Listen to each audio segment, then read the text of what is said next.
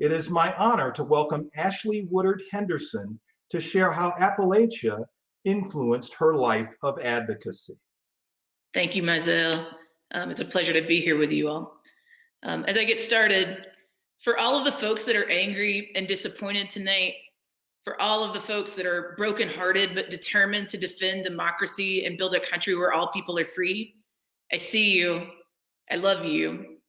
For Louisville, for the movement for Black Lives, for country kids, for Appalachia, for the Southern Freedom Movement, Black Lives Matter. Abolish the police department that murdered Breonna Taylor. You might be proud about where you're from, and I am too. I'm proud to have been born in the scenic city and raised off of Old Lee Highway and School Street. I am proud to be from the sticks, to be the 5th generation raised in Summit, Tennessee, in East Tennessee, in Appalachia, in the South, which is the largest geographic region in the United States. But when you think of people from Appalachia, this region within a region, you might think of hikers on the Appalachian Trail. You might think of banjo playing, cash poor white people. You know, people who are wealthy in values and culture and relationships, but are marginalized because they don't have money. But tonight, I'm here to introduce you to me and to tell you how my home shaped me and what I do.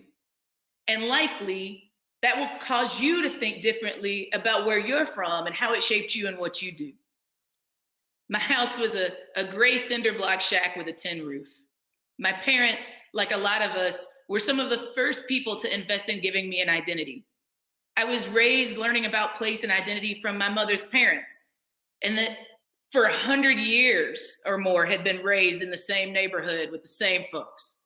From a church family who taught me to question everything, and that a theology not rooted in liberation for all people wasn't a theology worth having in the first place. My mom, a country girl who became a revolutionary, literally, my mom's a member of the Black Panther Party. My dad, a city boy from Memphis who had become a darling of the Black communications and arts movements in Chattanooga and put his whole life on the line by naming police officers who killed a Black man named Wadey Settles live on his radio show in 1982. I was born in 1985. So I was born into a family who had dedicated their lives to the work of collective liberation. I was born at the intersection of the urban-rural divide. We always ate, even if it was stuff that we picked out of the woods or our grandparents' gardens. And even when we didn't have a place to sleep other than our car, we always went to school, we always went to church. I always knew that we were loved. I didn't know that I was poor or expected to be less intelligent and less deserving until I attended predominantly white schools with class-privileged students whose educational needs and access to external opportunities were clearly different than what I was seeing being offered to the kids from my neighborhood. I only got a sneak peek by being the only Black kid in my gifted classes. The small number of Black kids and poor white kids who were not being tracked to attend Ivy League schools, those folks weren't being offered the same opportunities and access. It became clear liberty and justice and equality for all was not the priority for all of us. I'd never seen it more clearly, that there was a real discomfort with having real conversations about the histories we carry because of where we are born, in the South, in Appalachia. If anything, there was an avoidance of conversations at all costs about race and class, jokes about our accents, distancing ourselves from the complicated histories of the places that we're all from. White kids that never identified as being Appalachian and made fun of for fitting the stereotypes about our home. The myth that Black Appalachians don't exist in the first place. I was a kid internalizing all the overt and covert messages about what this place is and who my people are and what that meant in regards to who I was supposed to be. But this was only my first taste of how ideas I didn't even know existed were impacting my life. My mom and dad knew and worked with so many incredible people, Black Panthers and internationally respected activists, organizers, and artists. My mom attended the National Women's Political Caucus in 1991 and hung out with the likes of Tommy F. Brown, the first Black woman elected as state representative of the great 28th Legislative District of Tennessee. Shirley Chisholm, the first African-American woman elected to the US Congress and the first woman to run for the Democratic Party's presidential nomination. and Ann Richards, the second woman to serve as governor of Texas. One of my parents' friends, a brilliant man from Chattanooga named Mukasa Ricks, coined the term Black Power. As I got older, I wanted to get involved in work that made a difference. I was so excited about being able to vote for the first time.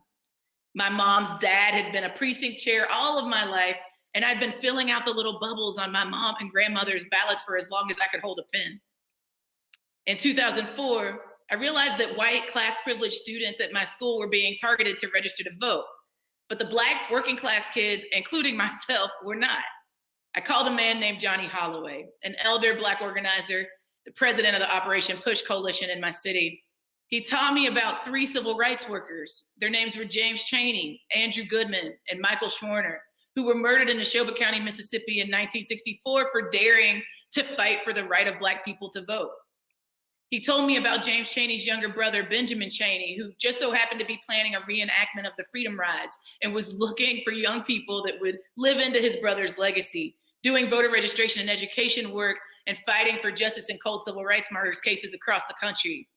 Johnny told me that if I planned the Chattanooga stop, he'd send me on the ride for free. Our stop in Chattanooga was magnificent, y'all. We barbecued, we sang, we danced. Our team registered over 500 people. I turned 19 on this trip, riding on a Greyhound bus with no air conditioner, with a handful of other young people who became my lifelong chosen family, educating people about why voting matters. We registered the most voters in my city. I met veterans of the civil rights movement. And when they found out I was born and raised in Tennessee, they asked if I knew about a place called the Highlander Center or the Highlander Folk School. They told me their stories of being there with white people, talking about how to build a world beyond segregation and racism. I knew I had to see it for myself. I drove up to see the 187-acre farm in the foothills of the Smokies for the first time in 2007. Hundreds of people from all walks of life were there. I got invited to come back to a workshop called Transitions by a person named Melandria Williams, where I met young white folks and Black elders from the mountains, folks who had grown up learning about their identity as Appalachians and Appalachians.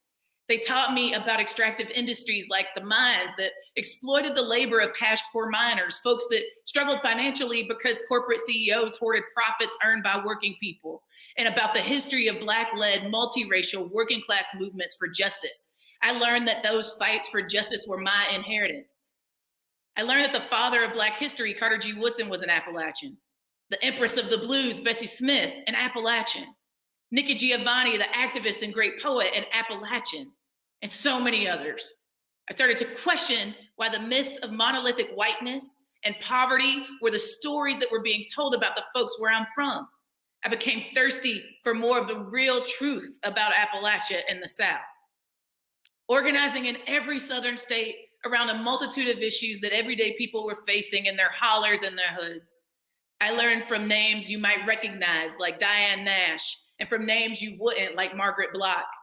I organized campus workers into the only union for higher education employees in the state of Tennessee. I traveled the US and the global South, supporting work of all kinds: reproductive justice, environmental justice, racial justice, spending time in communities accompanying them as they fought for themselves, meeting incredible leaders along the way. In December of 2014, on the heels of the murder of Michael Brown Jr. in Ferguson, Missouri, I got a text from one of those leaders. Her name's Alicia Garza. You might know her as one of the founders of Black Lives Matter. She asked me if I would fly to New York City the next day. So I rode to the airport, got in a cab, rode to the Black Alliance for Just Immigration office, and the room was full of folks, some of whom I'd known for years, and some of who I recognized from other parts of the country who were fighting in defense of Black lives. I asked, what are the impossible things that we could only win if we work together? I asked, what could we do that could save Black people in our lifetime? And the answer was the birth of the movement for Black Lives. And now, 6 years later, we've built trust, we've built relationship, we've built shared work, and we are leading the largest social movement in US history. This summer, we are seeing Black folks in the South and Appalachia getting together and speaking out for themselves. Shout out to the comrades in Louisville. We're seeing people fight for healthcare for all across the South, defending Black lives and rising against police violence. Right now, right here, I am certain that we are the manifestation of our ancestors' wildest dreams, y'all. I, telling you my story, decoding the South and Appalachia through story, the first Black woman executive director of the historic Highlander Research and Education Center that I learned about on those freedom rides in 2004. A leader in the leaderful movement for Black lives, fighting for the Breathe Act. I'm in exactly the right place at exactly the right time, doing exactly what I was taught to do by the folks who taught me who I am because of where I'm from. Honoring those who taught me, earning the respect of the folks that will come after me, reminding the young ones in my life that they have plenty to be proud of and responsible to, that they, like me, regular working class kids, can make a difference in this world, and we have to. That right now we are making impossible things possible so that all of our people can live long lives in dignity, free from shame about where they're from, full of pride because we're from a place and a people worth loving. I am here today, born with a purpose, an investment by all these people who loved me, who taught me that everything I have is not of my own goodwill, it's my inheritance, the wisdom and the love and the faith of my people. It's always been the place and the people, y'all, the heart of Appalachia. Now you know a little bit more about my home place and about how it shaped me. And we're all a step closer to dismantling the myths of Appalachia, decoding the South, demystifying who leads the movement for Black lives because of this story. Now spread the story. Tell me who you are and how where you are from has shaped you too. Thank you.